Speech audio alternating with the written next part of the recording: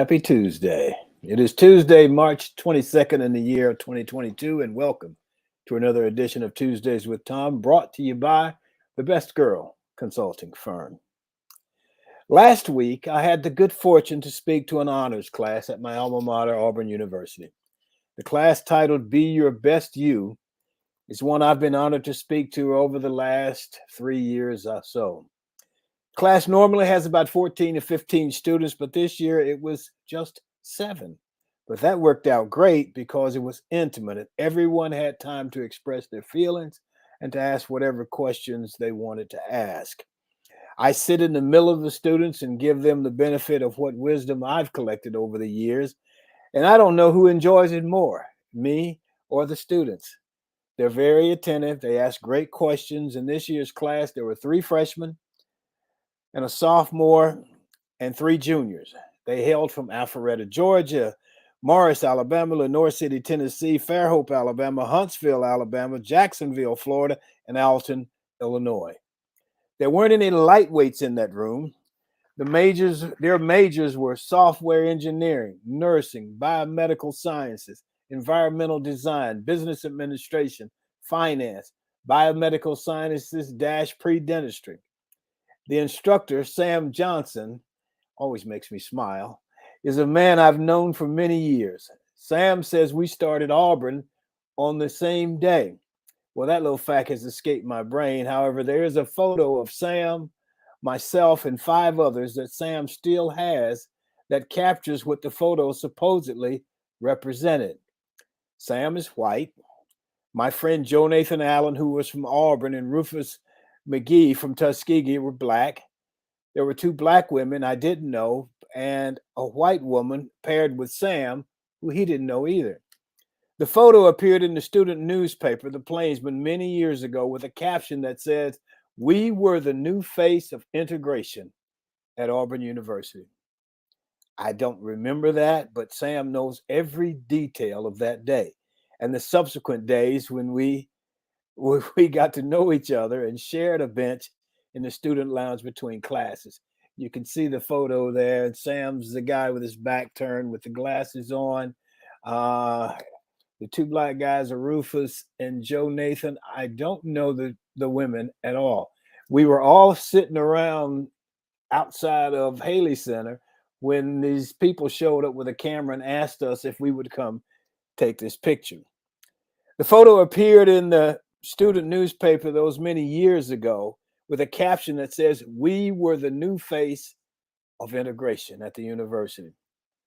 Sam knows every detail of that day and the subsequent days when we got to know each other and shared a bench in the student lounge between classes. All these many years later, Sam and I get together once a year for his class, and we reminisce about those days. Sam encourages his students to think not just outside the box, but to think as if there is no box. It's exciting for me to watch the young minds at work. 50 years after the events of that fateful meeting, Sam and I get to share what we discovered those many years ago, and we get to pass it on, and that's beautiful. Thanks to Sam for tracking me down these many years later, and for us both having the chance to share our stories with the younger generation. Thank you, Sam. Thank the students. Let's see, Lena, Emma, Jonathan, Maddie, Sam, Reese, and Lauren. Enjoyed you guys. It was a lot of fun. Thank you very much for having me there. Okay, our G-List guest today is Nancy Francis, marketing consultant and president of Impact 100 of Northwest Florida. We look forward to having her. Thank you for being with us. We will be back with her in just a little while. This edition of Tuesday of Thom, let's see, where am I? Okay, yeah. Tuesdays with Thom is sponsored by our partners, the Best Girl Consulting Firm. Best Girl has been providing customized solutions to executive issues for 34 years. Let's hear from Best Girl. Best Girl is a consulting firm that provides customized leadership, access and inclusion, public relations, communications, and organizational consulting services. Clients include Fortune 500 companies, utilities, higher education institutions, small businesses, and associations. Best Girls team of consultants led by Joyce Gilly-Gossam, Emily Hedrick, and Sean Jones partners with business and education clients to promote organizational effectiveness, communication, motivation, and leadership, with always an impact on the bottom line. Best Girls customized consulting services include strategic planning, corporate communication, executive coaching, fundraising, and economic development. Creates the solution that fits your needs. So let's get to our roundtable regulars and introduce Barbara Wallace-Edwards. And today, sitting in for Michael Walker, is Joyce Gilly-Gossam. How are we doing this morning? Morning, Barbara. Morning, Joyce. Good morning, Thom. How are you? Good morning, Thom. Good morning, Again. With you today. Good morning, Barbara. She's getting there. Good morning. Okay. Are you frozen? No, we're not frozen. Okay. We're waiting on you. Okay. All right. Well, so tell me, what's happening with you, Barbara? How was your week? The week is going great. Happy spring to you. Today's the second day of spring. And for those of you, our viewers out there who suffer from allergies like I do, be sure to take cover because the pollen is definitely in the air. I went outside and went for a walk yesterday and had to wear, I'm glad I had my mask on because if I had not, I probably would have been not able to talk this morning. It's time to step up the allergy regimen for taking care of myself and taking my meds on a daily basis because it is definitely out there. But otherwise, I'm doing well. I had a very busy weekend and had a chance to go to a Cuban jazz concert at UAB, Alice Stevens Center, on Saturday evening, which was phenomenal. But before I even get to all my activities, I want to send a shout out and say congratulations to my young niece in Atlanta, Georgia, Chloe Palmer. Those of you people that know me know that I love my nieces and nephews to death. I didn't have children of my own, so they are my children. But Chloe's mother, who's my sister, passed away when Chloe was 8 years old. And this young lady has faced a lot of adversity in her life, but she has done such a phenomenal job of being successful. She was great during high school, finished her undergraduate degree in 3 years, went on to get her master's in a year, and she just passed the CPA exam, and she's now in the 2% of Black CPAs in this country, and I'm just so proud of her. She's just a phenomenal young lady. Good deal. That's great. Wonderful. Yes, it is. That's great. Yes. Do you want to get to your activities now? Yes, I will. Thank you. She had to be proud mama. Exactly. I'm like a proud mom, so I can't help it. But getting back to the concert on Saturday night at UAB, that was just a phenomenal event.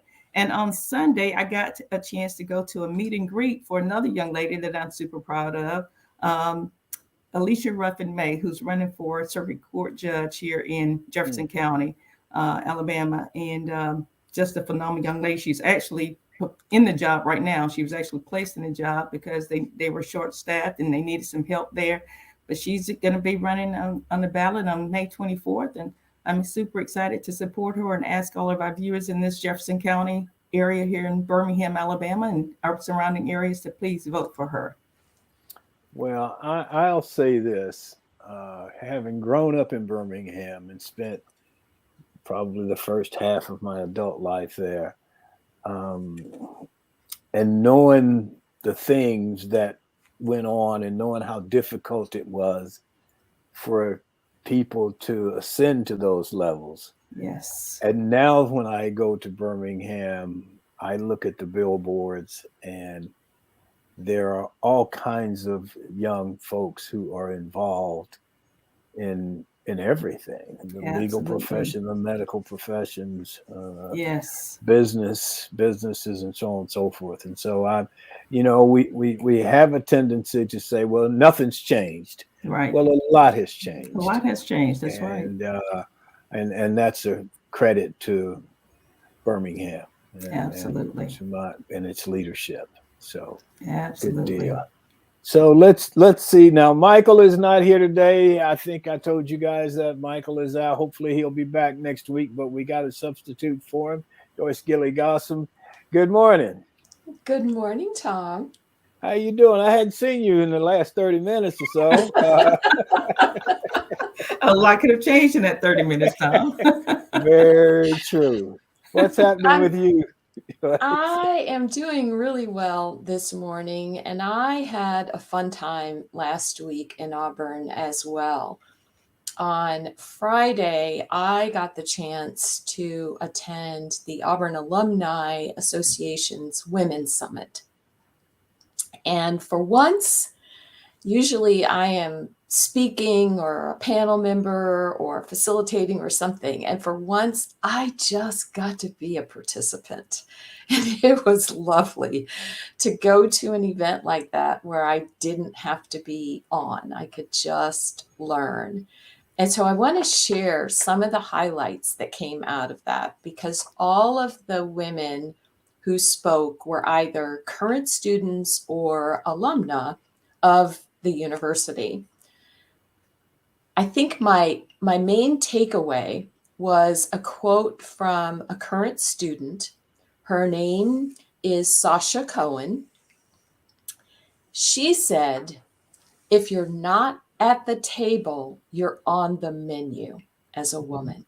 And I loved that. And I loved the fact, Barbara, that it came from a young woman, right? Yes. Who had figured that out early and realized that. And so, of course, that's going to do her incredible benefit going forward in her professional life. We got to hear from Michelle McKenna, who is, of course, the Chief Information Officer for the NFL. We got to hear from a young woman named Krista Cotton. So if you're ever holding an event and you want a special cocktail mixed for you, you need to reach out to Krista. She runs a company out of New Orleans called El Guapo Bitters, Bitters. Okay. And she had designed a cocktail for us, both in an alcoholic and a non-alcoholic version that we were able to have during one of the breaks. So many women were just fabulous speakers. Melinda McClendon said, if you don't have time to work out, walk, or exercise, then you must figure out a way to get your mind right during the wellness section. And I thought, wow, that's really great, because not all women have time, especially when they have young children and they're working outside of the home. And then one last one for you that I want to mention. Rebecca Kelly said that we resemble the environment that we live in. Again, I thought that was just amazing and so very true. So I did. I had a great time on Friday, got to catch up with Crystal Harrell, who was a speaker, and Olivia Cook, who was a speaker, and just some amazing, amazing young women. Awesome. Very good. I think the lady, and I'd have to check with Emily, but I think the lady Krista is on our schedule, or we're trying to get her on our schedule to have her on the show. And I'll just tell you this: you mentioned something about getting your mind right. I don't know. I guess the women have caught up with the men now, or what have you, but that's what they used to tell us on the football team. Before a game, the coaches would walk around and say, "You got to get your mind right, son." It's like, okay. Let me, Barbara, before I go back to you, let me just say that Antley, of course, is on here this morning, and he feels bad for Auburn for losing the basketball game. Yes. Not really, but at least he's nice. He's saying that, I'm sure there's some sarcasm mixed in there. You all leave Antley alone. We love Antley. I have to share this with you guys. There is a photo posted on Facebook today, and it's It's a scene we shot on In the Heat of the Night, and with myself, Howard Rollins, Carol O'Connor, and Tania Stewart. And in that, and we were having a picnic in the backyard at their house. And in that scene, Howard comes up to me and hands me a plate. And of course, my name in the show is Ted Marcus. Mm-hmm. And Howard says, "Here you go, Thom." And, and so I kind of eased over to him and I said, "You called me Thom." And he said, "Oh, okay." And we said, "Okay." So we just kept it to ourselves. Like nobody heard it. Nobody got it in the edit or anything. Right. So for that brief second, I was Thom. You were yourself rather than Ted. So that's great. So Barbara, what else you got with us? Well, Thom, I wanted to highlight someone from our past, that another phenomenal woman, of course, Dr. Mary Mcleod Bethune. Something that I did not know about her, and maybe our viewers don't know as well. She started the Daytona Literary and Industrial Training Institute for Negro Girls on October 3rd, 1904, with $1.50. Wow. Can you believe that? Wow. Yeah, that is just amazing. Of course, the value of $1.50 today would be, equivalent to about $47. So that's still amazing that someone could start a school with that small amount of money. But she was determined. That just shows the tenacity and the determination that those women and our people had back then to make sure that our children were successful. That's amazing. It is. Joyce, you got something else for us? I am good. I am ready for this week. We've got lots of activities going on with some of our clients, doing some strategic planning workshops and sessions, and doing some assessment of organizations. So I am pumped and ready for this week. Oh, very good. Very good. Okay. Well, we're going to move on to the next section. We're going to move on to Got a Minute with Sean Jones. Sean, are you out there somewhere?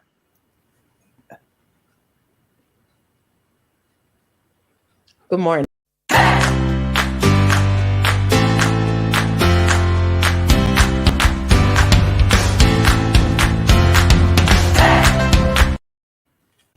Good morning. My name is Sean Jones, and this is Got a Minute. Happy Tuesday to everyone joining in with us this morning. As for me, I have been doing nothing but enjoying my delicious Girl Scout cookies. Now, let's get into it. As we're coming into the bottom half of Women's Her Story Month, here's a few more fun facts for you. Quick question.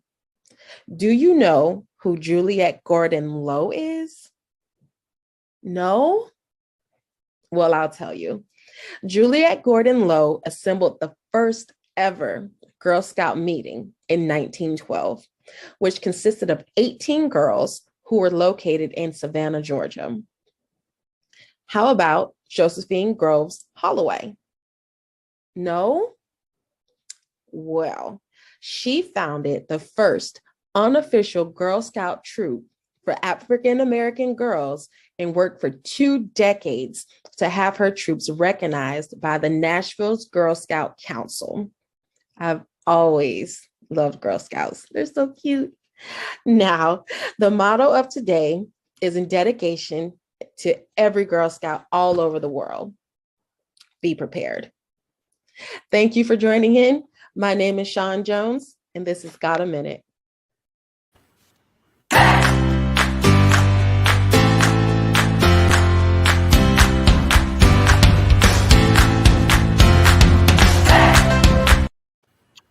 Sean, thank you so much for that. That was outstanding. Sean has a good time doing Got a Minute. Yes, she does. That was great. She does a great job with it.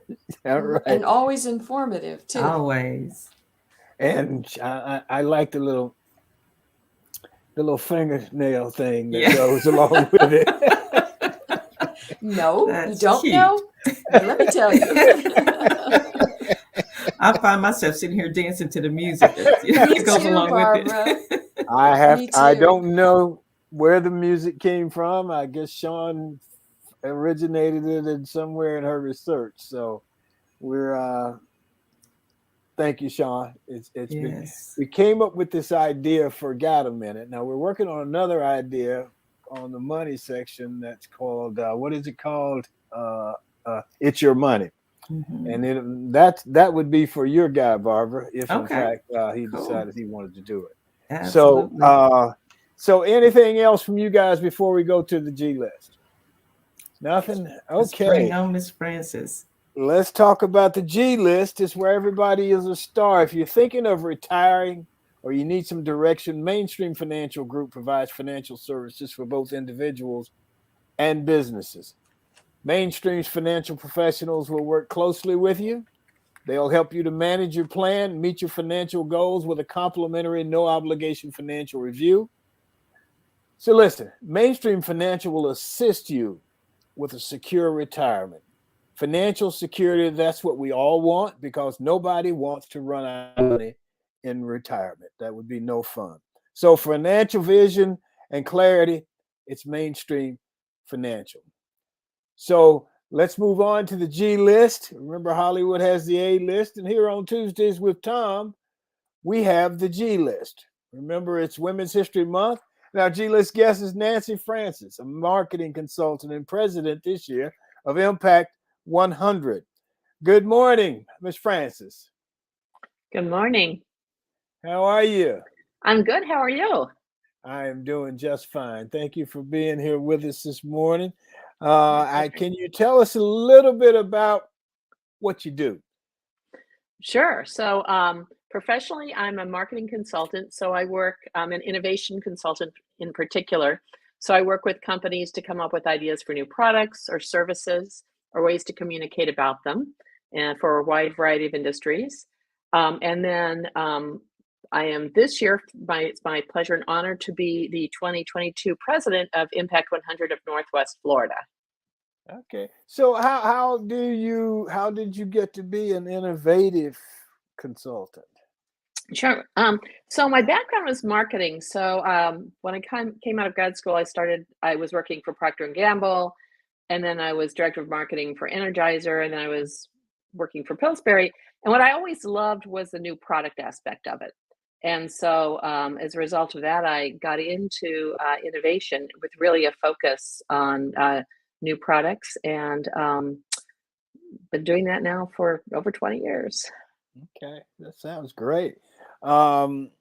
I think you've worked with you do qualitative research and you Mhm. work with a lot of different consumers, pharmaceutical companies, and so on and so forth. That Yep, sounds absolutely interesting and fun. it I'm is. going to bring Joyce and Barbara on because I know they got some questions that they'd like to ask you. So Okay. can we bring Joyce and Barbara on? And Barbara, we'll let you go first. Great. Thank you. Good morning, Nancy. How are you today? I'm great. Thanks. How are you? I'm doing well. Thank you. So glad that you joined us today. And I do have some questions about Impact 100. I am, I've heard a lot about this organization and thrilled that you're doing such great things in the community. But tell me a little bit about the organization. And I know you're a transplant to that area. You moved there, I think, in 2017. What Mhm. was it about Impact 100 that made you want to join? Sure. Well, when being new to the community, I wanted to meet other people and I wanted to really become more a part of the community. And so Impact 100 was a terrific opportunity to do that. I love the fact that, it's a way to learn, not just meet other amazing women, but also to learn about the nonprofits in our community and then, and what they do to help our community. And so it's been a wonderful way to do both of those things. So it's been a real pleasure. Oh, that's great. And I understand there's several different membership types Yeah. within the organization. Tell us about Yes. those. So sure, absolutely. I'm just going to speak for a minute about kind of how Impact 100 works because it ties to the membership types. Okay. So the way Impact 100 works is the core model is 100 women get together, each donates $1,000, and then that is used to fund a transformational $100,000 grant for a nonprofit. And by transformational grant, I mean a grant that's going to help really fund a dream project. We're asking them to help, what can they do to take their organization to the next level? So that's the core model. So it's all about the power of collective giving. What can we do working together?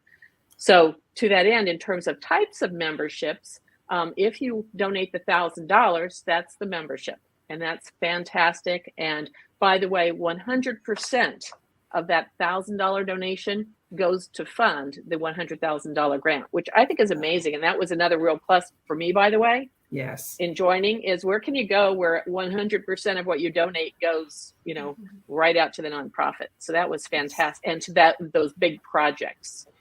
So that was fantastic. We also have, if you want to give, because we don't have any paid staff, so that's how we do that. If you do want to give an extra $100, then you're a member plus. So that's another membership type we have, and that extra $100 helps to cover our operating costs. So that's the second membership type.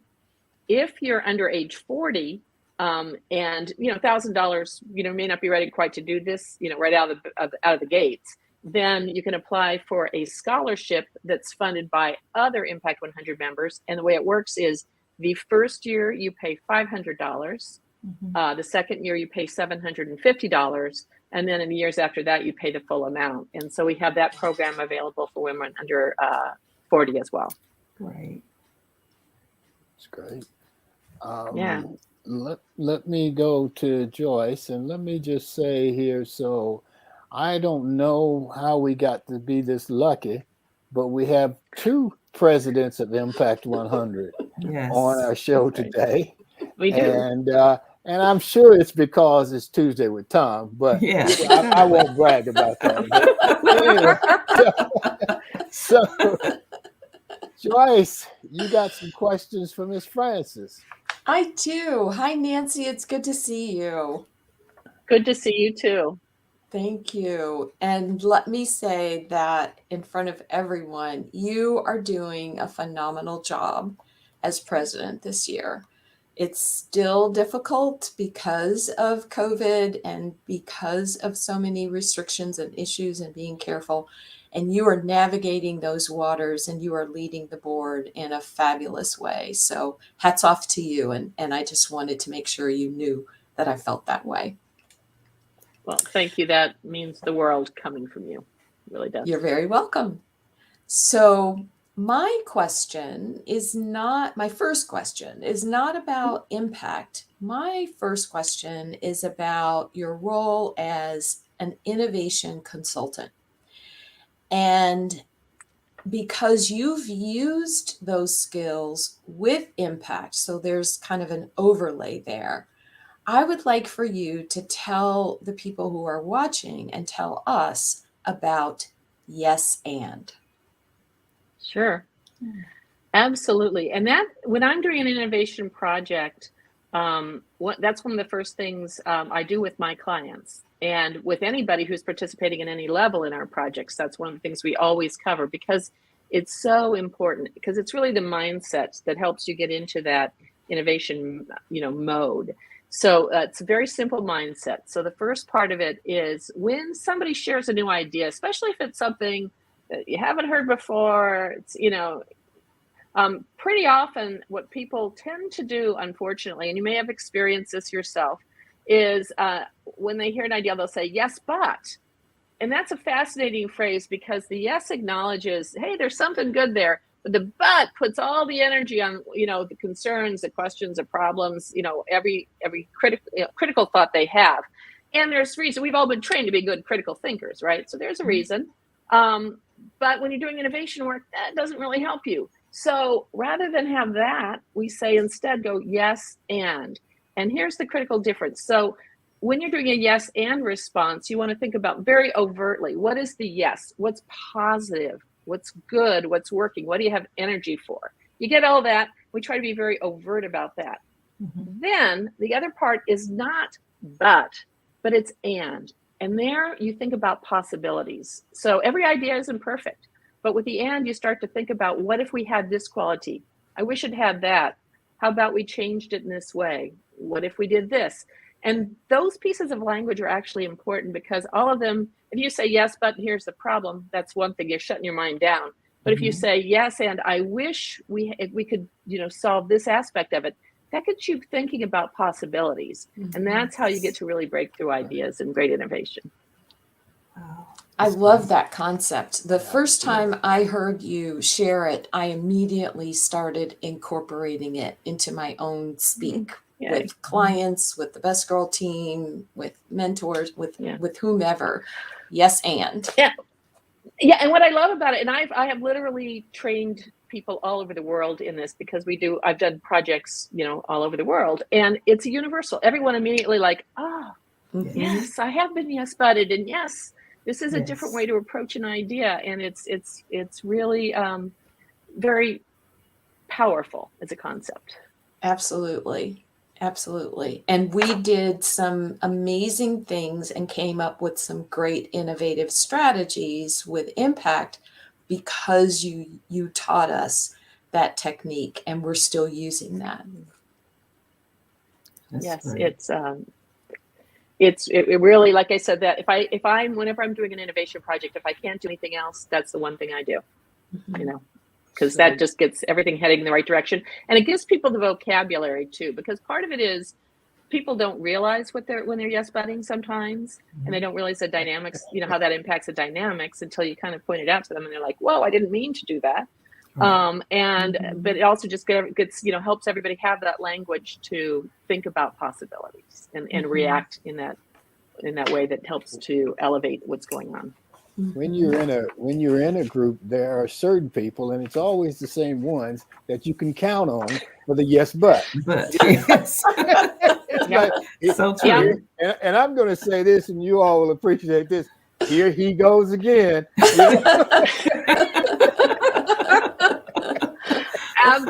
Absolutely. And that's why actually it's usually one of the first things we do, because we try to just set the stage, and again, and then if you hear it, you just say, let's try and rephrase that. Give me the yes part. So you work with that, and people are usually pretty good about trying to keep that mindset going. Yeah, it's a great thing to learn. Yeah. I just got one more question for you. So, having been a consultant for a lot of years and working in the consulting firm with Joyce, how did you get into innovation, and how have you been able to do it around the world, so to speak? I'm sorry, what was this last part? I just didn't quite catch the last. You mentioned that you've done it around the world, and I know how we have gotten new clients and so on and so forth. So I'm just curious as to how that manifested itself. Yeah. So when I was in marketing, I was working for an innovation. I used an innovation consulting company, and then I ended up working for them, and then eventually met my business partner there, and we decided to do our own thing. And so we got going, and I had worked with just a lot of companies at that point. My business partner, former ad agency guy too. So between the two of us, we knew a lot of different companies. So we started, when we started, we were fortunate enough to have a lot of those interested in working with us. And a lot of our companies are, pretty much all of our companies are Fortune 500 companies. So there are global companies. And so the way we've kind of gotten into global work is we're just working with a global team, and they say, hey, can you do this project for us in Europe or Asia or South America, wherever it is. And so that's how we've ended up working in a variety of countries, either because the team starts global, or global, within the group, they hear about us as well. So that's how we've ended up working all over. Okay. Barbara, you got? And we work in a lot of. Oh, I'm sorry. Go ahead, Ness. I'm sorry. No, I was just going to say, I mean, the nice thing is this is actually kind of a throwback to the SEM thing. We work in a lot of different industries. So we work in food and beverage, packaged goods, pharmaceutical companies, financial services, and all the techniques kind of work across. So not only do they work across countries, they also work across industries, which is wonderful. So just sort of the thinking techniques and the way of leading a group in innovation work. That's great. It's wonderful. That's fascinating. Okay. Yes. Where am I? Barbara? You're on Yes. Barbara. Yes. Joyce? Okay. Yes. Nancy, we've talked a little bit about Impact 100 as far as your chapter is concerned, but I understand it is a large organization and there's numerous chapters, I think over 60 or so. Can you talk about that? How did Impact 100 get started? Where did it start and how has it grown over the years? Sure. So Impact 100 as a concept started in 2001. Wendy Steele, who lives in Cincinnati, started it. So she started the first chapter there. And then it's grown from there. The Impact 100 of Northwest Florida, which is Walton and Okaloosa counties in Florida, that's our chapter, started in 2012. So for the total Impact 100 concept, to your point, there's over 60 in the US, and also they have some international ones now, and there's more coming online all the time. Although we are all separate organizations, just to be clear. So, but Impact 100 Northwest Florida started in 2012, and what I think is amazing, it started with 128 women. Last year we had 418 women, so we gave those of those grants that I mentioned before, those transformational grants, which is amazing. And since 2012, our chapter has given $3.6 million in grants to nonprofits in Walton and Okaloosa County. So I'm so amazed by the women who started this, and Joyce, you've been there, I think, since the beginning, correct? Yes. And so it's absolutely inspiring what these women began and what it's become and the impact it has had on our community. That's awesome. Absolutely. Yeah. I think another piece of Impact's history, Barbara, that bears mentioning is that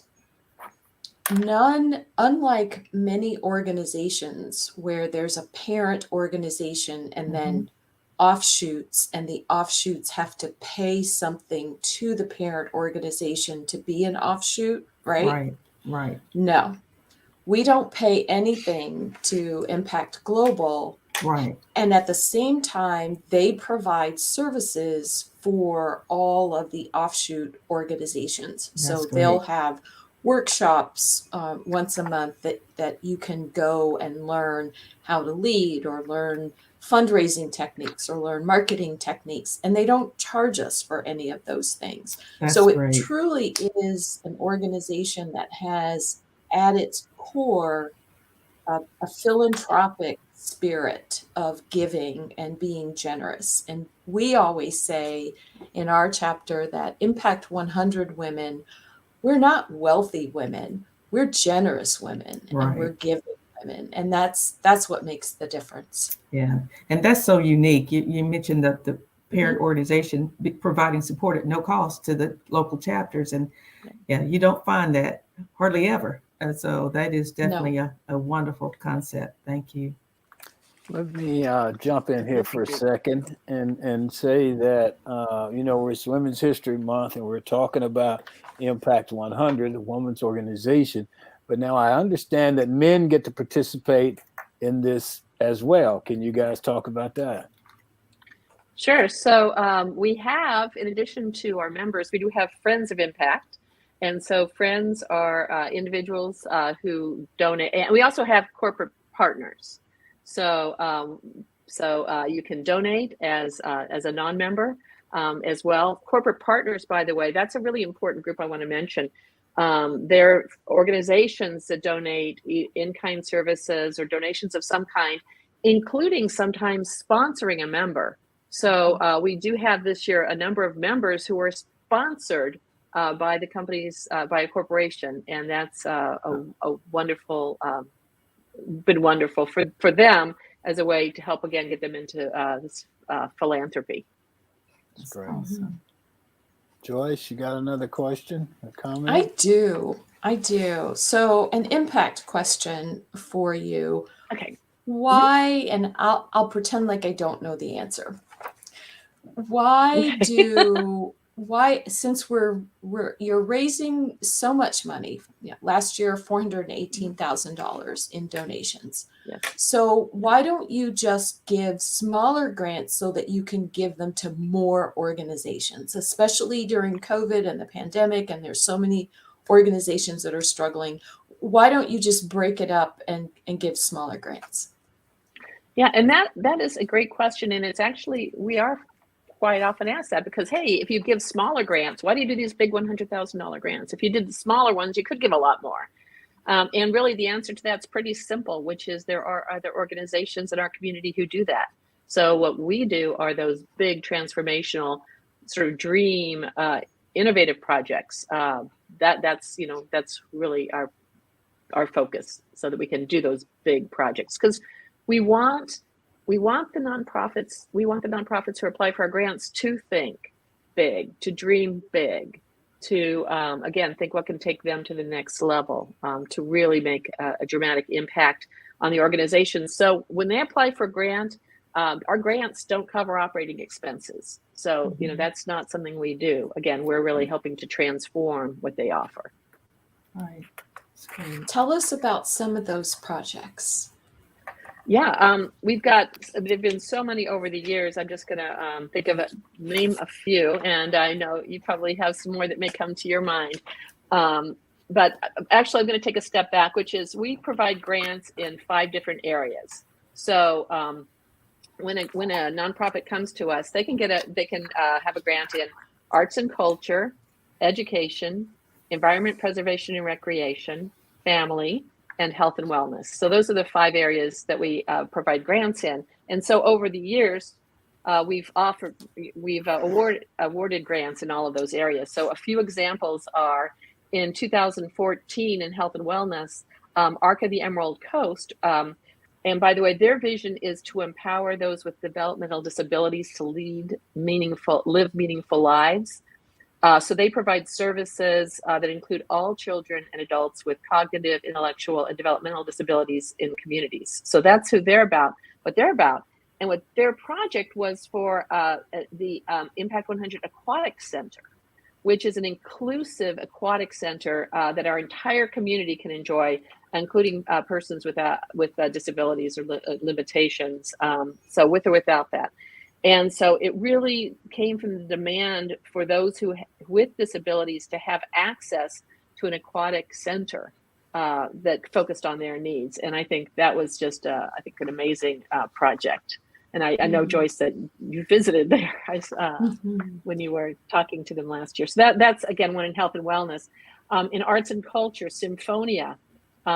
We needed the high schools, the schools in Okaloosa and Walton counties desperately needed new instruments. And so their grant helped to provide those, as well as teaching and instruction for the schools there. Emerald Coast Child Advocacy Center, Children's Advocacy Center, they're an amazing organization that really works for children who have suffered abuse.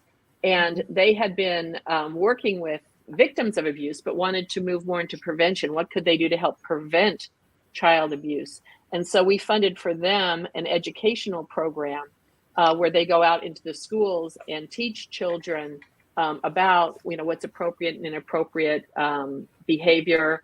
How do you find a safe adult? What do you do if you're being abused? And it's even within the first few weeks of launching that, they had students coming up to them. So anyway, it's just been, I'm so proud of what we've accomplished in the community on so many different fronts. And Joyce, you may have some other ones that immediately come to your mind as well. Mm-hmm. There's so many, as you can imagine, Barbara and Thom, over the period of time since 2012, there have been lots of organizations. I think 2 of them that are the closest to my heart are one of our recent recipients, the Muskegon Nation of Florida. Of course, I'm all about supporting my Indigenous brothers and sisters, and we funded for them to be able to build a museum where they could house all of the artifacts and history And they're also producing a film out of that grant so that it captures the entire history of the Muskegon Nation of Florida. And it'll be there long after all of us are gone for future generations to know the history of those indigenous peoples in this area and the Uchee Creek Indians.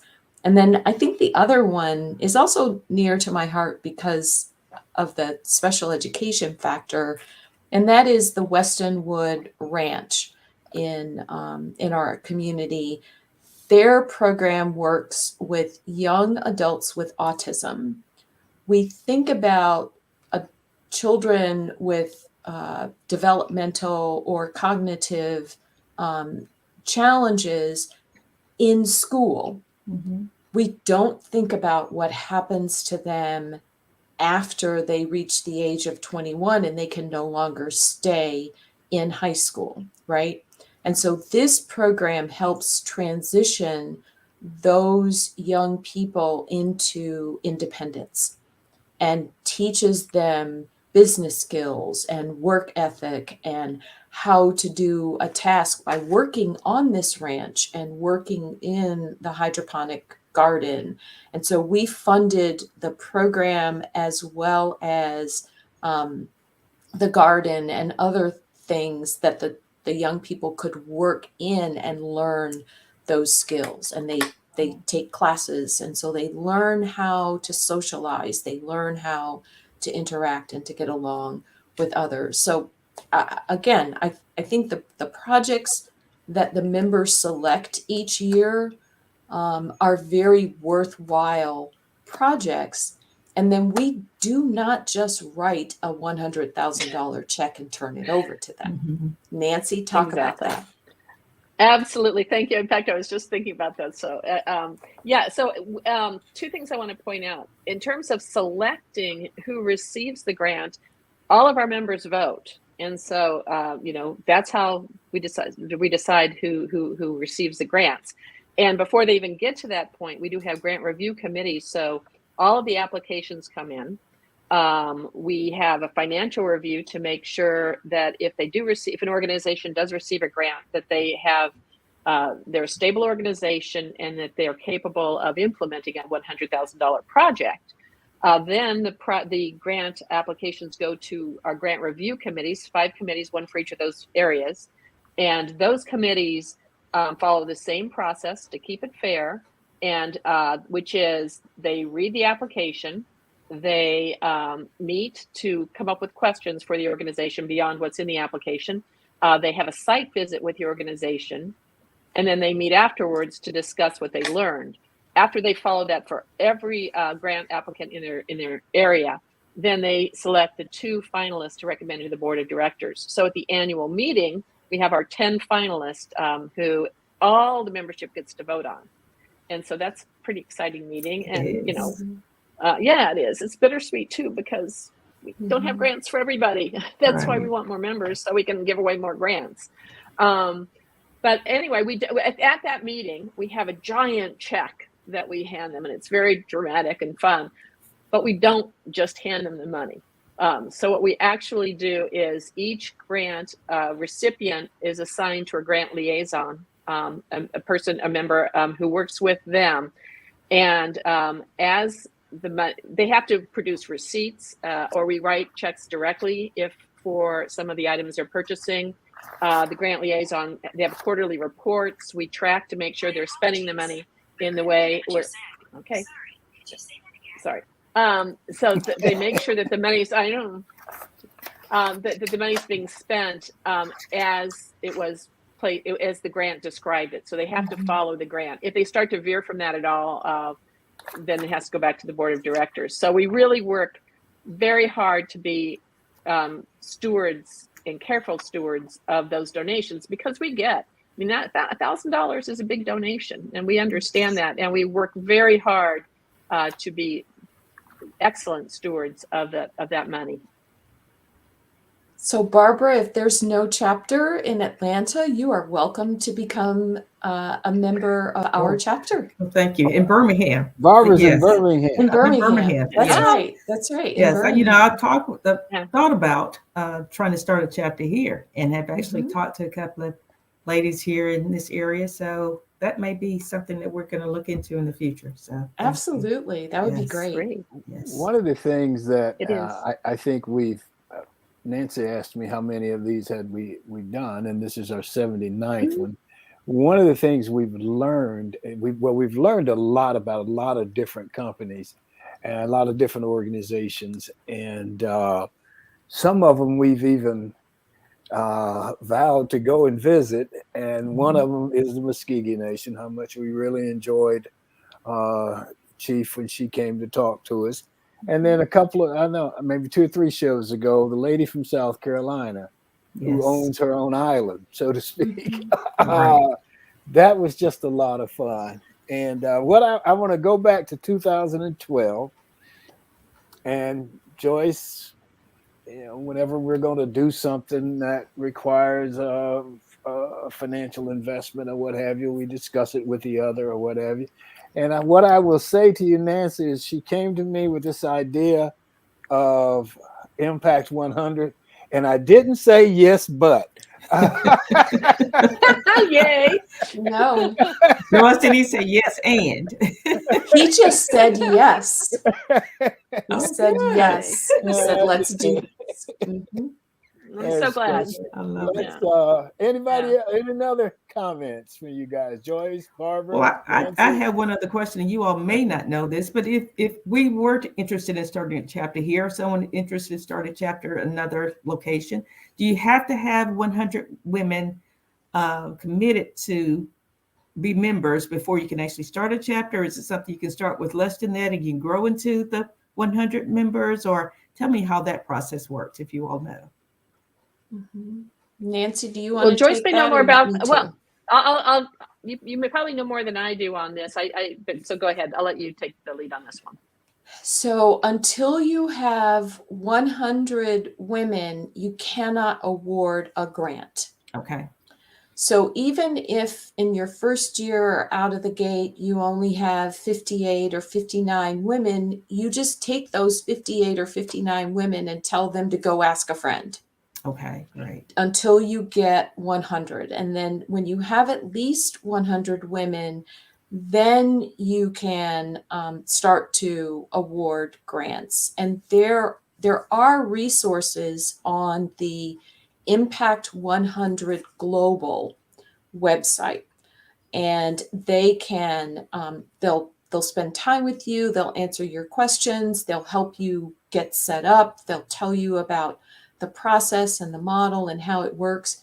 The other thing, Barbara, is that you can reach out to any Impact 100 president of any of the organizations, and they'll meet with you, they'll talk with you, they'll answer all of your questions, they'll show you how they do everything that they do. Again, they're very generous women. During my term, I never asked a question of another chapter president that I didn't get exactly what I needed from them. Absolutely. That's great. And I want to clarify for our viewers that may be watching us, that is $1,000 per year. There's no there's no monthly membership dues or anything of that nature. It's $1,000 you donate, and that goes to the organization, and no additional fees or anything else. So yeah, I understood that, but I want to make sure that all of our viewers, all of our viewers But it's a understand that huge as well. point. It is such an important point because again, it's $1,000, and that all of that $1,000 goes to fund that $100,000 grant, and that's I think part of what to me is incredibly amazing about the model. Absolutely, that's great. Okay. Anything else? That's great. I've been proud to be a husband of a Impact 100. I love it. Okay. Anything else from anybody? No, thank you for being here, Nancy. Absolutely. Yeah. Thank you, Nancy. Thank you so much for the opportunity. It's my pleasure. Appreciate it. Let's give her a hand, please.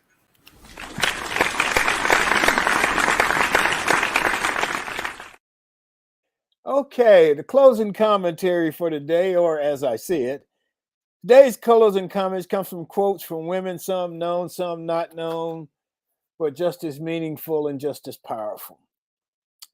Margaret Thatcher said, being powerful is like being a lady.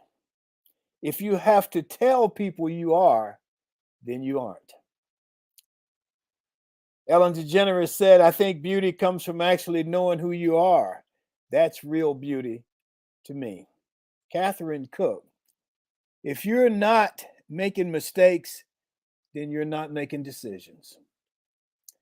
And Maya Angelou, we may encounter many defeats, but we must not be defeated. And finally is Maya Angelou again, and this has always been one of my favorites. I've learned that people will forget what you said, people will forget what you did, but people will never forget how you made them feel. And at the end of that, I always say, go out today and make somebody feel good. And that's how I see it on this March 22nd in the year of 2022. That's our show for today. I want to thank you for being. I want to thank Barbara, Joyce, thank Nancy Francis, our guests. Thank our sponsors, Best Girl Inc. and Mainstream Financial Group. Thank Emily Hedrick, the communicator, Sean Jones, the organizer and the creator of Just a Minute. And thank Joyce Gilly Gossam for sitting in this week and last week. We will thank Barbara, of course, Barbara Wallace Edwards, and we hope, Michael, that everything works out well for you and that you will rejoin us soon. So enjoy yourself. Make every day count. Stay safe. Peace.